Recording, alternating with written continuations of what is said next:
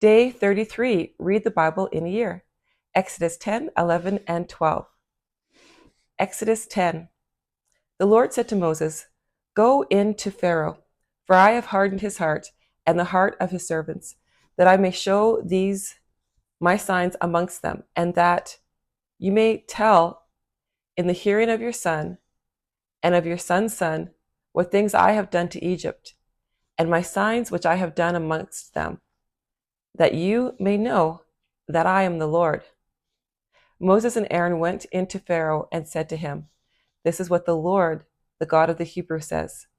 How long will you refuse to humble yourself before me? Let my people go, that they may serve me. Or else, if you refuse to let my people go, tomorrow I will bring locusts into your country, and they shall cover the surface of the earth, so that one won't be able to see the earth. They shall eat the residue of that which has escaped, which remains to you from the hail, and shall eat every tree which grows for you out of the field. Your houses shall be filled, and the houses of all your servants, and the houses of all the Egyptians, as neither your fathers nor your fathers' fathers have seen, since the day that they were on the earth to this day." He turned and went out from Pharaoh.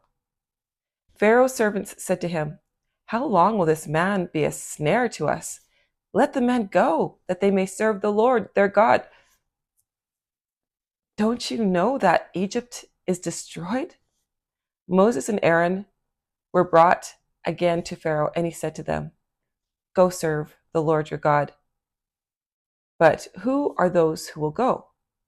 Moses said, "We will go with our young and our old. We will go with our sons and with our daughters, with our flocks and with our herds, for we must hold a feast to the Lord." He said to them, "The Lord be with you if I let you go with your little ones. See, evil is clearly before your faces. Not so. Go now, you who are men, and serve the Lord, for that is what you desire." Then they were driven out from Pharaoh's presence. The Lord said to Moses, "Stretch out your hand over the land of Egypt for the locusts, that they may come up on the land of Egypt and eat every herb of the land, even all that the hail has left."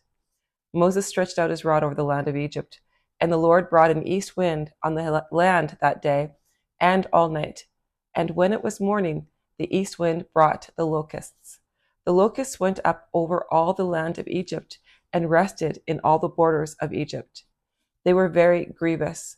Before them there were no such locusts as they, nor will there ever be. For they covered the surface of the whole earth, so that the land was darkened, and they ate every herb of the land and all the fruit of the trees which the hail had left. There remained nothing green, either tree or herb or of the field, through all the land of Egypt. Then Pharaoh called for Moses and Aaron in haste, and he said, "I have sinned against the Lord your God and against you. Now therefore, please forgive my sin again, and pray to the Lord your God that he may also take away me from this death." Moses went out from Pharaoh and prayed to the Lord.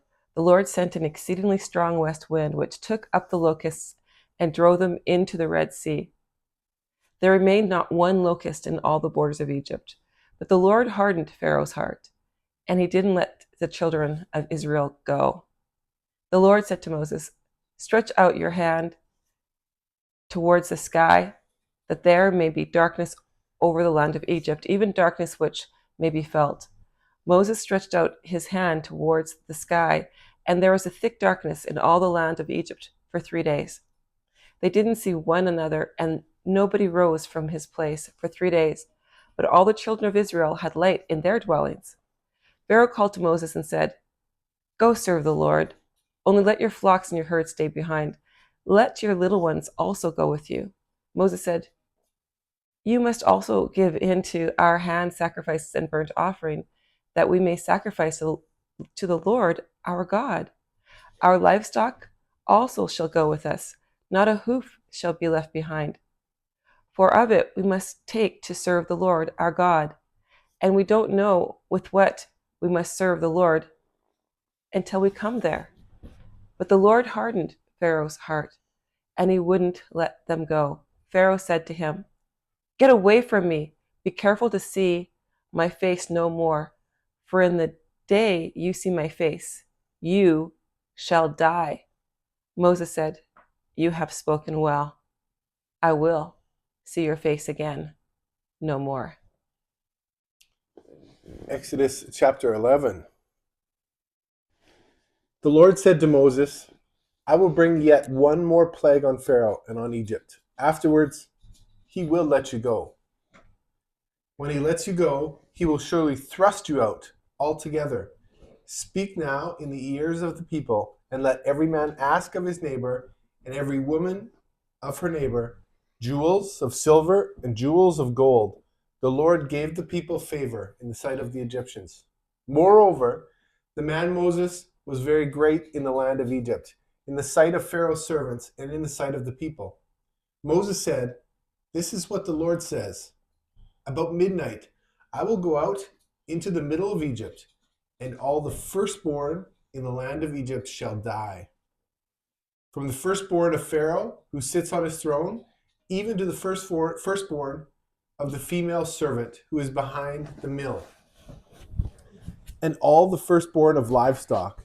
There will be a great cry throughout all the land of Egypt, such as there has not been, nor will any more be.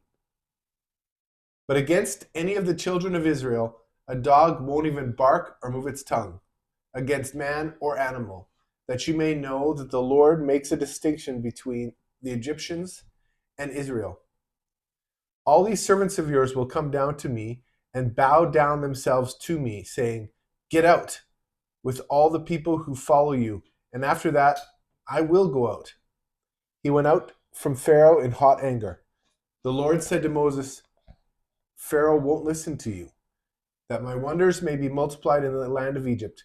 Moses and Aaron did all these wonders before Pharaoh, but the Lord hardened Pharaoh's heart, and he didn't let the children of Israel go out of his land. Exodus 12.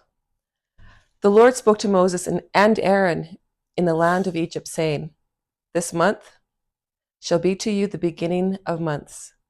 It shall be the first month of the year to you. Speak to all the congregation of Israel, saying, on the 10th day of this month, they shall take to them every man a lamb, according to their father's house, a lamb for a household. And if the household is too little for a lamb, then he and his neighbor next to his house shall take one according to the number of the souls. You shall make your count for the lamb according to what everyone can eat. Your lamb shall be without defect, a male, a year old. You shall take it from the sheep or from the goats. You shall keep it until the 14th day of the same month. And the whole assembly of the congregation of Israel shall kill it at evening. They shall take some of the blood and put it on the 2 doorposts and on the lintel, on the houses in which they shall eat it. They shall eat the meat in that night, roasted with fire, with unleavened bread. They shall eat it with bitter herbs. Don't eat it raw, nor boiled at all with water, but roasted with fire, with its head, its legs, and its inner parts. You shall let nothing of it remain until the morning, but that which remains of it until the morning you shall burn with fire. This is how you shall eat it, with your belt on your waist, your sandals on your feet, and your staff in your hand. And you shall eat it in haste. It is the Lord's Passover. For I will go through the land of Egypt that night, and will strike all the firstborn in the land of Egypt, both man and animal. I will execute judgment against all the gods of Egypt. I am the Lord. The blood shall be to you a token on the houses where you are. When I see the blood, I will pass over you, and no plague will be on you to destroy you when I strike the land of Egypt. This day shall be a memorial for you. You shall keep it as a feast to the Lord. You shall keep it as a feast throughout your generations, by an ordinance forever.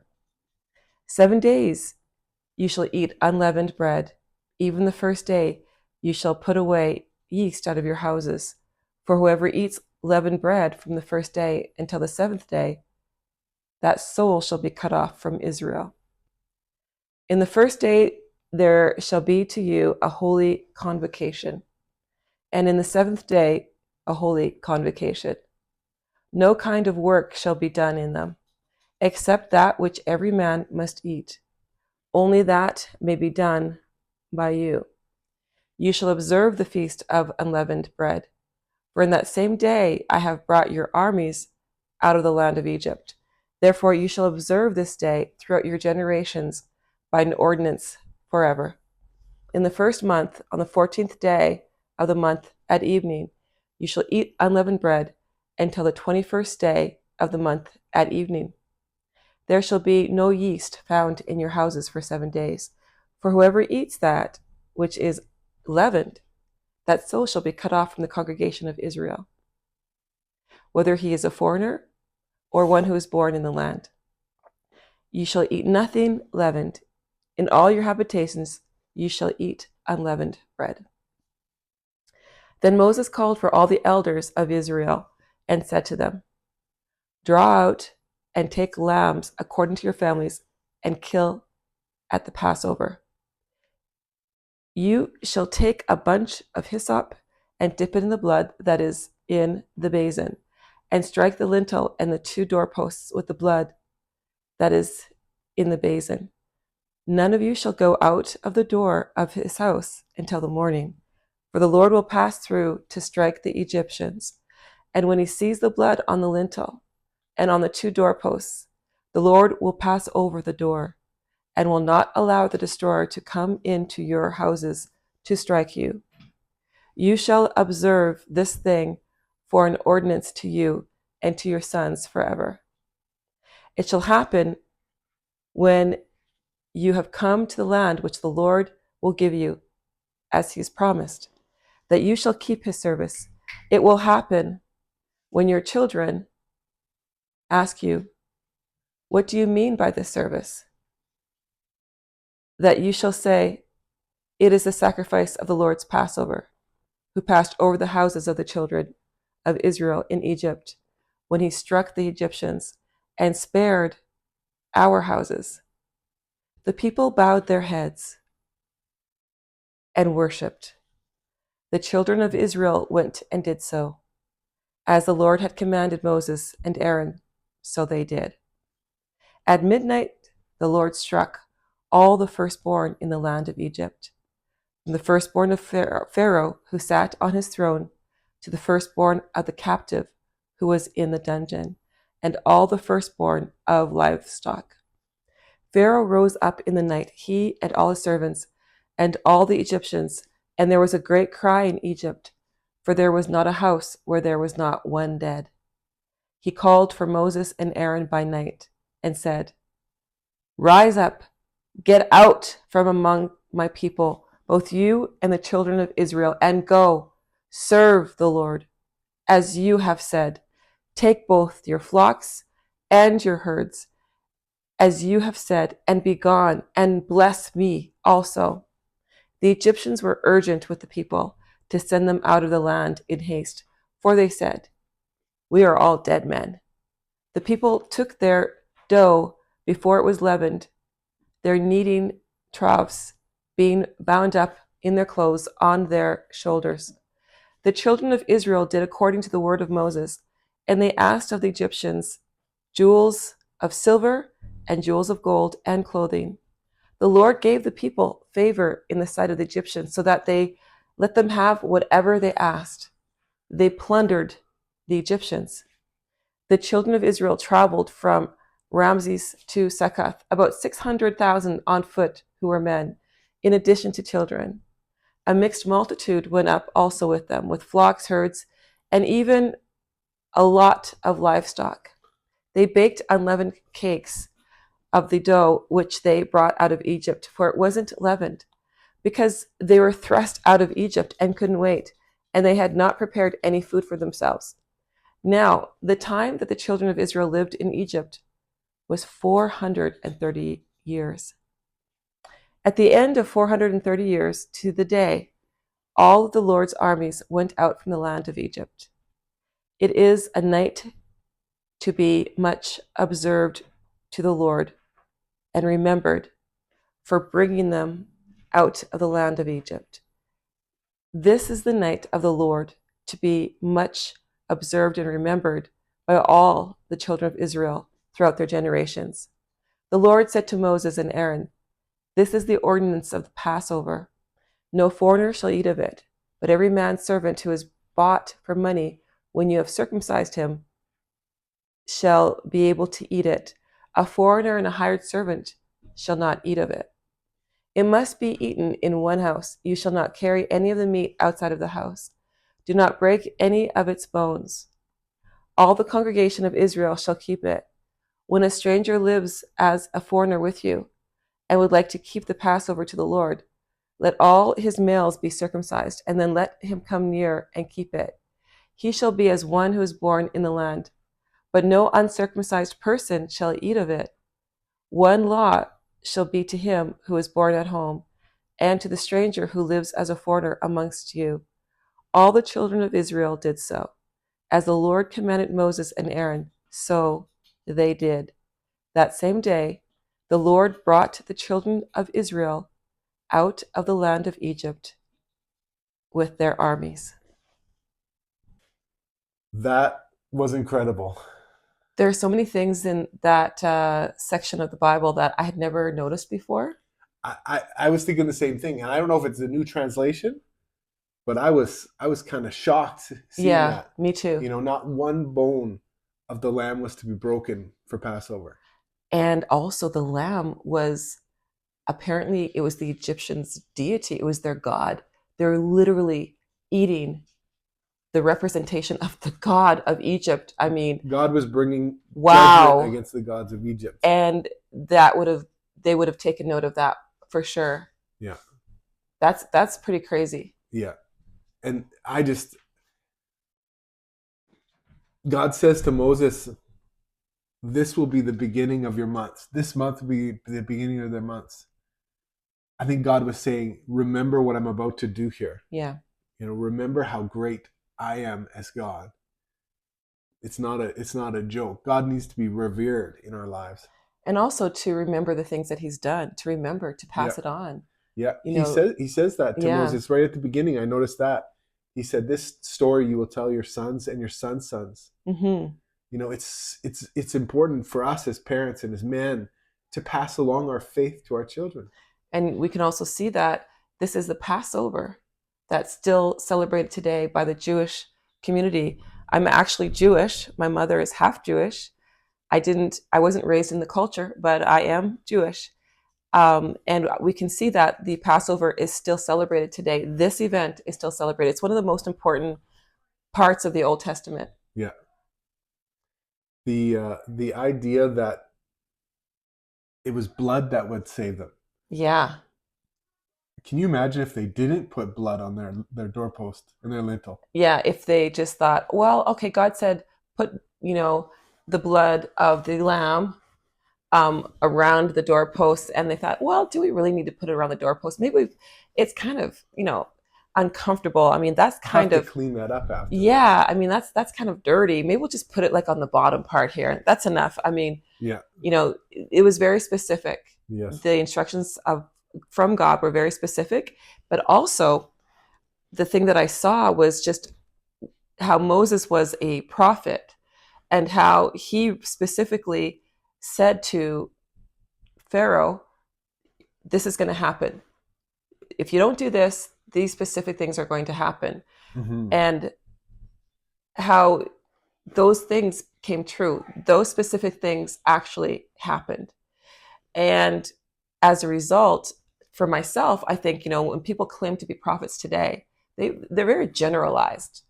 But that really, if somebody's a prophet, the specific things, it has to be very specific, and it needs to happen. Sure. If it doesn't happen, they're not a prophet.